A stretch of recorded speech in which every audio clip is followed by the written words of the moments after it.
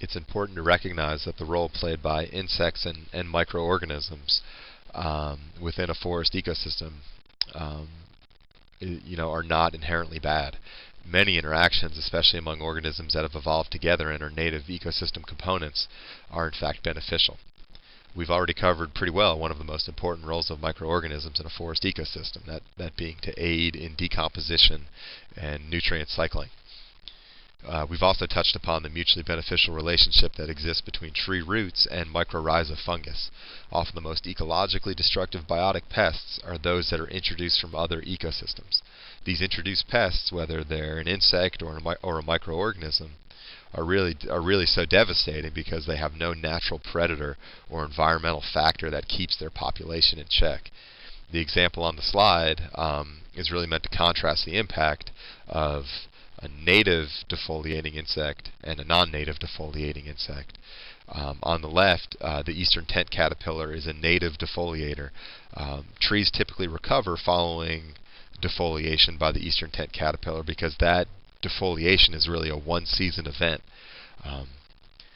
After that, populations of the caterpillar decline because of several reasons, and trees put out new foliage. On the other hand, on the other side of the slide, the European gypsy moth defoliates trees season after season after season, resulting in widespread mortality, right? The widespread death of the host species, namely because there's nothing that keeps the population of the European gypsy moth in check. There's no native predator that feeds on the moth, and they are largely really well adapted to the environmental conditions in which they're found.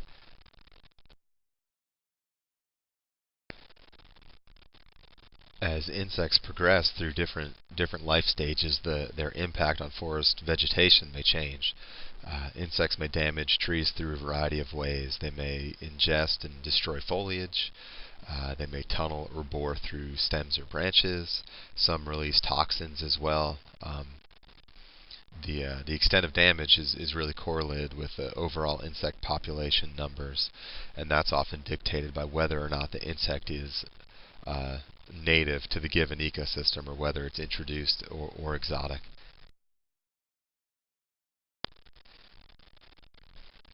Defoliators are those insects that eat leaves and needles and essentially disrupt photosynthesis.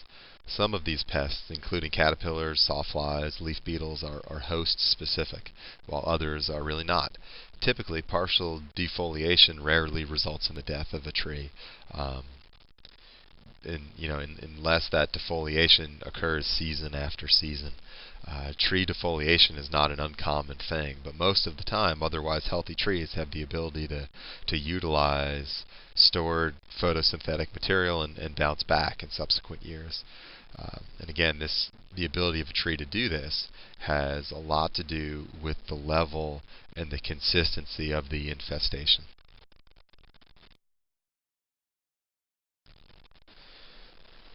And so again, we're kind of back to our European gypsy moth example. Again, the European gypsy moth is an exotic pest native to Western Europe, introduced as a source of silk, as a potential source of silk in the mid-1800s. By the mid-1980s, it was clear that a population of this insect was firmly established and causing widespread damage throughout the forests of New England. In the caterpillar stage, the European gypsy moth feeds upon the leaves of both hardwood and conifer species, though oak and maple species are really preferred. The insect can be spread by wind, but also can be spread by humans who inadvertently spread the insect through the transport of infested wood material, including firewood.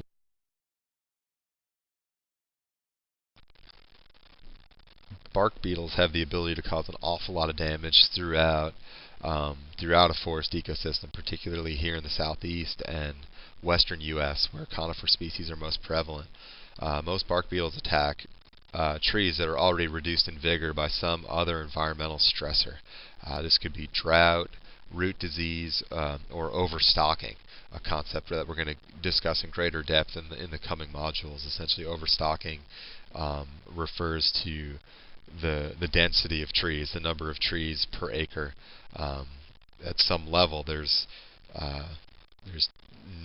not enough site resources to go around, and those trees that are trying to utilize those resources are competing with one another, and that competition results in a loss of vigor, again, resulting in them being more susceptible to insect and disease.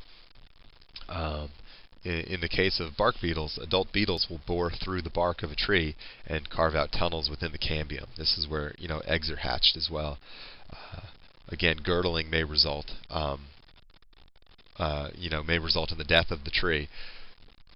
Sometimes really vigorous trees have the ability to pitch out beetles as a defense mechanism, which is again another reason why less vigorous species, less vigorous trees, are more susceptible to attack and to significant.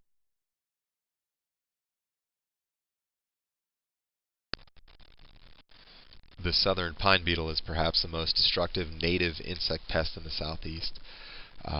Host species include some of the South's most important commercial species, including loblolly pine, shortleaf pine, and white pine. Infestations are typically cyclical, so there's population explosions every few years.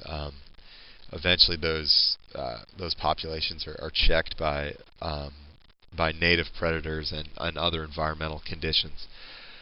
Infestations begin with several infected trees, a group of trees at a time, and that infestation radiates out, generally in a circular pattern. The southern pine beetle is really most likely to infect stressed trees, but it will also kill a tree all by itself. It will kill an otherwise completely healthy tree. The picture on the slide is an example of what it looks like under the bark of a damaged tree where the southern pine beetle was present. The galleries, the tunnels where the beetle makes its way through the tree are typically what we refer to as an S-shaped pattern.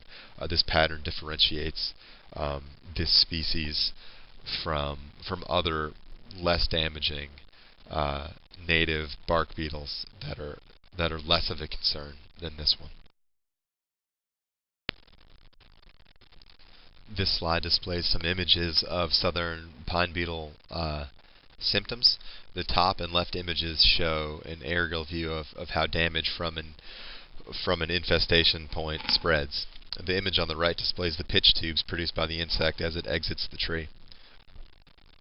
Cultural control methods may be employed to both halt the spread of the insect and to maintain stands that are less susceptible to attack to begin with.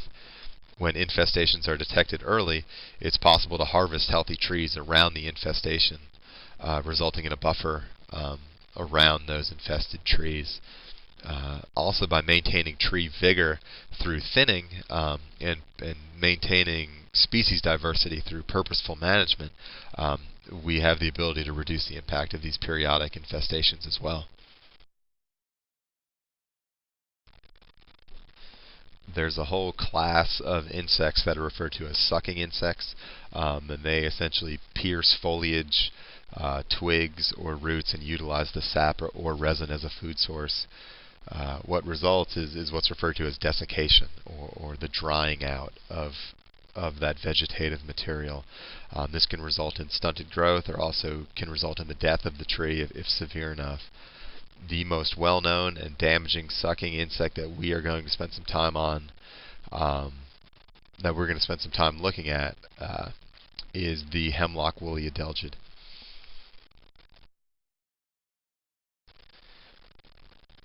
The Hemlock woolly Adelgid can be described as an aphid-like insect that feeds on the phloem of needles.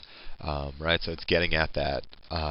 It's getting at that part of the vascular system, that part of the plumbing that's carrying material produced during photosynthesis and nutrients. The Hemlock woolly Adelgid will feed both on eastern hemlock, Tsuga canadensis, and Carolina hemlock, Tsuga caroliniana.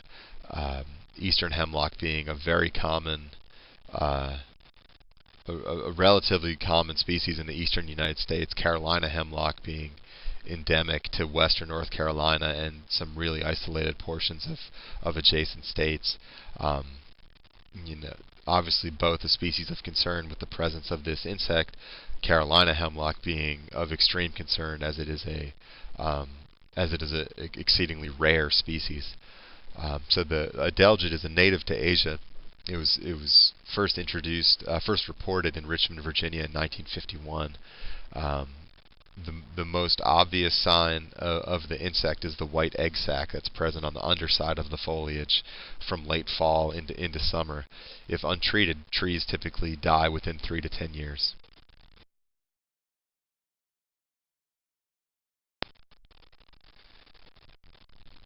This map really shows the current range of eastern hemlock. That range is in green, and the infestation, the known infestation areas are in red. As the hemlock woolly adelgid again is an introduced exotic insect, there's really nothing to check the spread of the insect. In particular, there's nothing at all that's checking the spread of it, in the southern extent of the eastern hemlock range. Currently, its spread to the north is checked by the presence of really cold winters. But that environmental factor is projected to change over time as average winter temperatures rise as a result of climate change in the Northeast and in the lake states.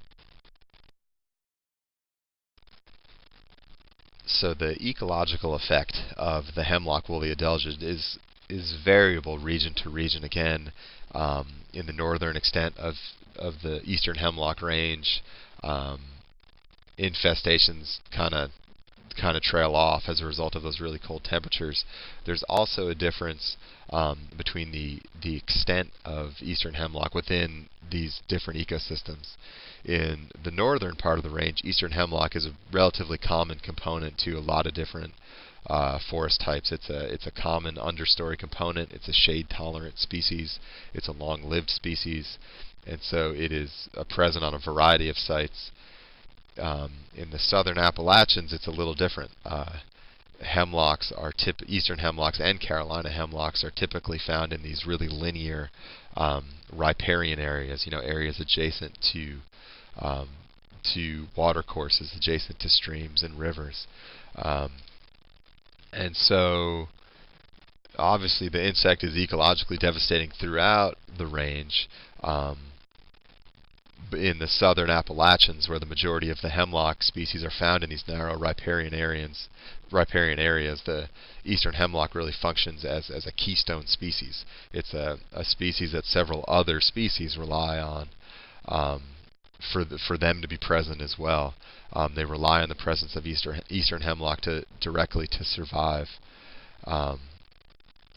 Given that much of the understory of these riparian areas in the southern Appalachians are occupied by dense layers of rhododendron, and that there are no other long-lived shade-tolerant conifer species to take the place of the hemlock, the loss of this species from riparian corridors in the southern Appalachians is really going to have far-reaching ecological effects. Stream temperatures are likely to change, and the most obvious result being habitat loss for cold water fish communities. Think about trout, the ecological and social importance of trout to the southern Appalachians. That entire community is at risk with the loss of this species. There's likely to be changes to water chemistry, of these streams where hemlock is removed as a result of foliage not falling in the stream, and as a result of the roots no longer being present in the soil directly adjacent to the stream. The slide here shows a view of the loss of hemlock in a narrow riparian area in western North Carolina.